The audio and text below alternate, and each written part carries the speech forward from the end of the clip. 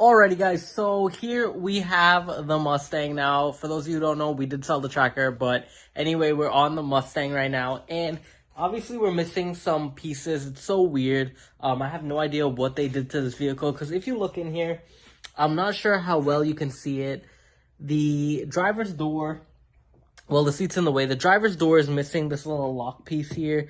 I don't know where it's gone.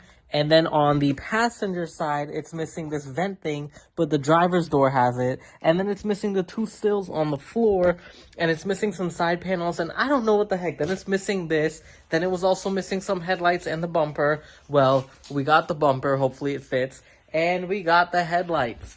And I got another headlight. I did some body work on it, which was off camera, because I've never done body work before, and I'm trying to figure it out.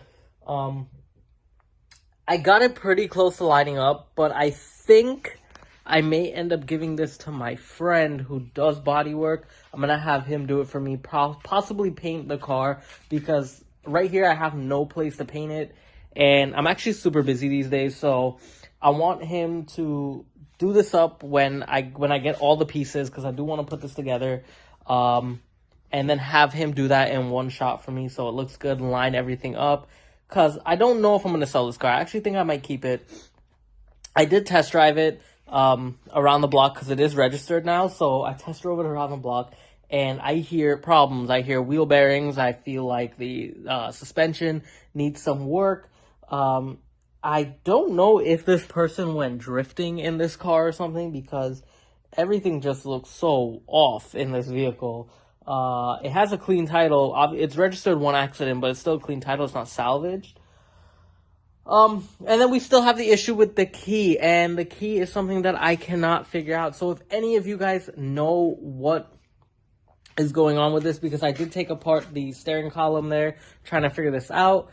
Apparently, the key does not come out of the ignition. The only way the key comes out the ignition is as soon as I disconnect the battery. So I have no idea what is really going on there. If any of you guys have ever came across this problem before, let me know. Now, the backstory to this is that they changed this from manual to automatic. Not automatic to manual, manual to automatic. Used to be a manual before, now they put it as automatic. Since then, the key's been getting stuck in the ignition. I guess the computer is not registering that it's in park.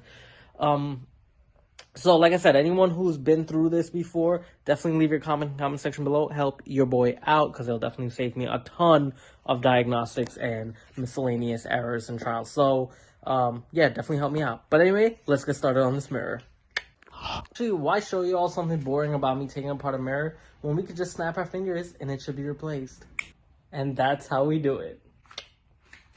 We got ourselves another package, and this one is the brackets for the bumper for this Mustang, so that way we can actually get this thing somewhat assembled and then finally take it for some drives.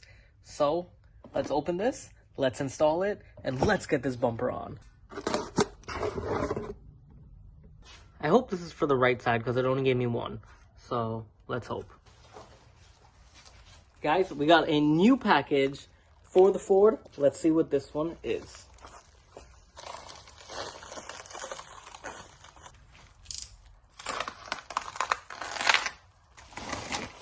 Sweet.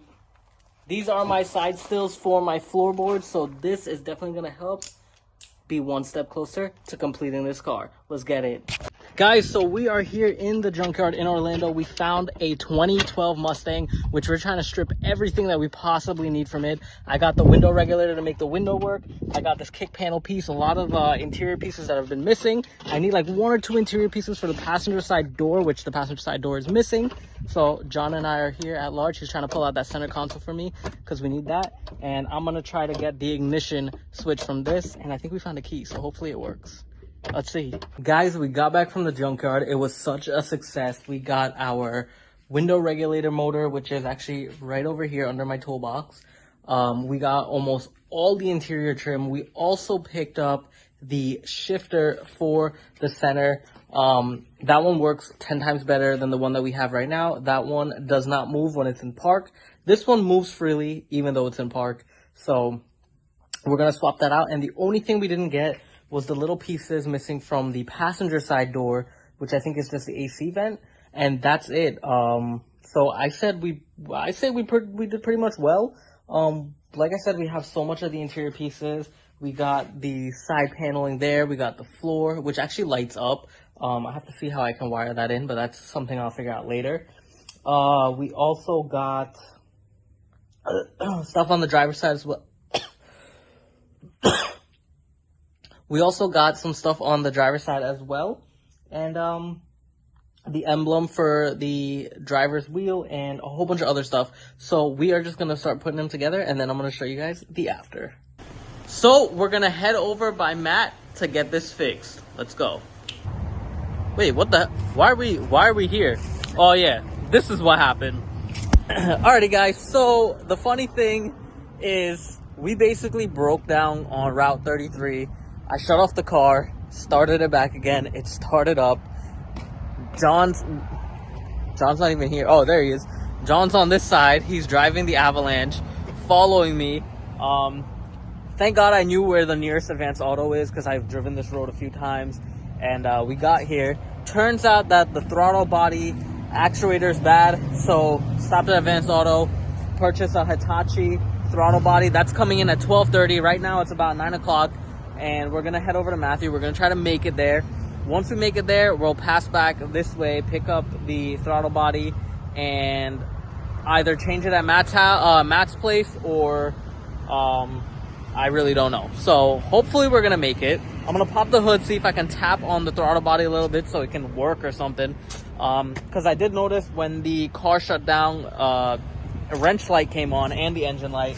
And usually when that happens in American cars, I know it's a throttle body, especially with Jeeps. So wish me luck. Let's get there safe, and hopefully that fixes it. My thoughts? That. What you thought? That's why I don't buy American cars. Damn. Fix or repair daily. Fix or repair daily. Hey. Oh, here. Oh, Matt. There he is. There he is. We finally made it. Matt just gave me a shit ton of bad news, but it's all right.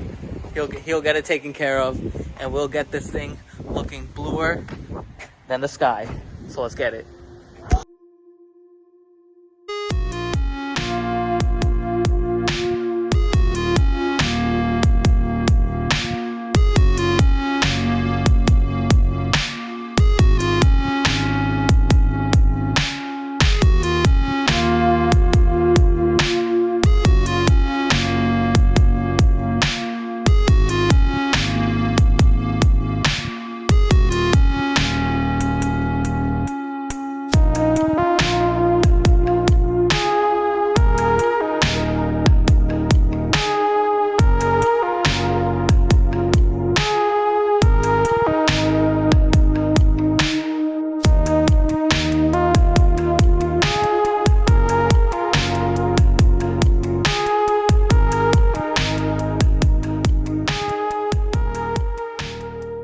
Alrighty guys, so we are back home, and there's been so much that happened. So when we took the Mustang down, here's the story. When we took the Mustang, the first 30 minutes of the ride, great, no problems.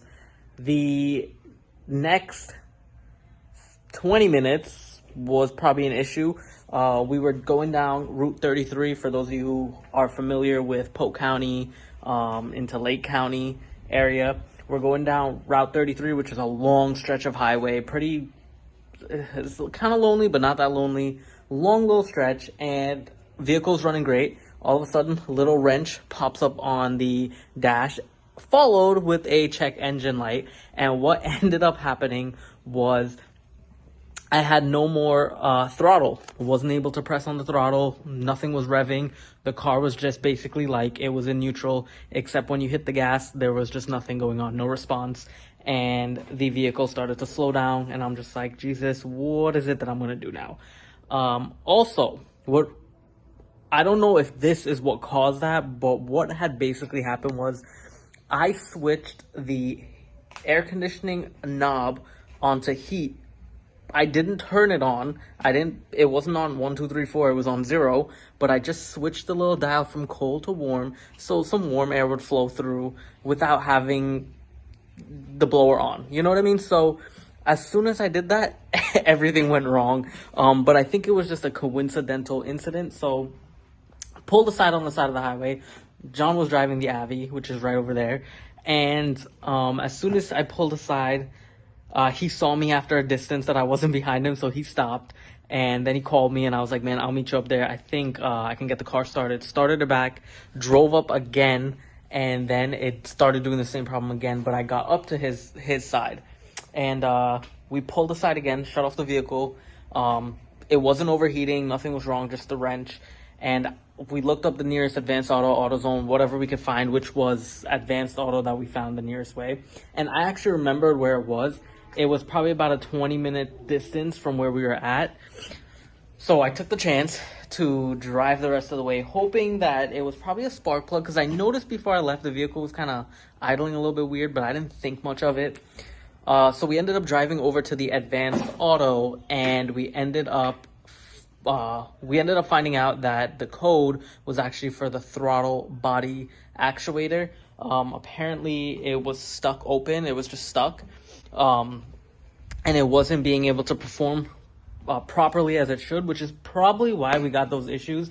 And I remember on Jeeps, the wrench light always comes on, and it turns out to always be a throttle body.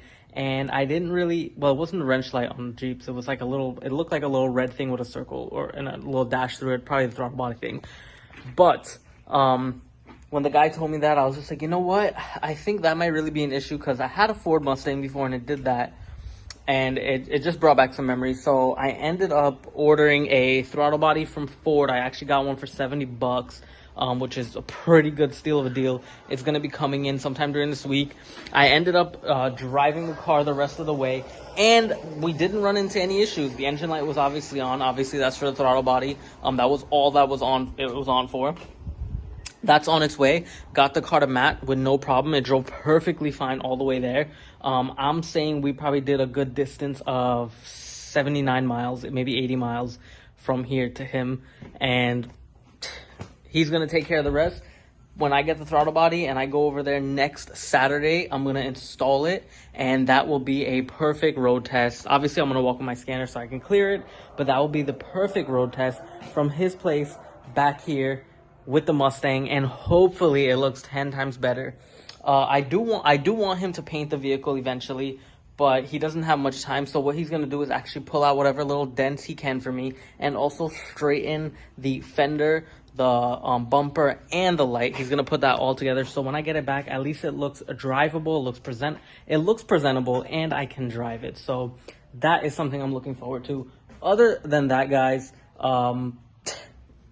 we got to figure out something else going on with this Mustang, because I have no idea what else is left to do for that Mustang. These things always happen. I don't know why. I don't know what it is with used cars. Whenever you buy a used vehicle, something has to go wrong. I wonder when people buy used cars from me, do things go wrong? Because I usually maintain my stuff really well, and I never get a problem with it, but I wonder if they get problems with it. Probably not. Usually whenever I buy cars from someone else, I get stuck with a bunch of problems, but thankfully it's not that big of a deal. It wasn't that expensive, so hopefully the throttle body fixes the problem. Hopefully it's a safe ride home. And the funny thing is, when I was on the side of the highway, you could imagine the vehicle without a bumper and without a headlight, because driving there, I needed to remove the bumper and I needed to remove the headlight. The bumper wasn't securely on and the headlight was dangling by one bolt. So I did not want to take the chance to have everything break and my bumper fly away. I put that in the Avalanche, which was why the Avalanche was behind us. Plus, another thing, gas is super expensive. It's $4.40 here. It's ridiculous. And no, I don't fill up with regular. I fill up with premium, which is why it's that expensive. But even regular is almost $4. It's crazy. So hopefully they fix that soon. But let's see what happens when Matt finishes the vehicle. I should be getting it back by next Saturday. And that's where we'll continue this episode, next Saturday. So I really hope you guys enjoyed this video. If you did, please make sure that you hit the like button and also hit that subscribe button if you're not subscribed to my channel, guys, because it definitely helps to grow the family a lot more. And we have so much more projects coming up. I got something to do on the Avalanche anyway, so we're probably going to make that video really, really soon. Other than that, guys, like I said, like the video, Subscribe if you're not subscribed. Comment if you want to comment. And I'll see you guys for the next one. Peace.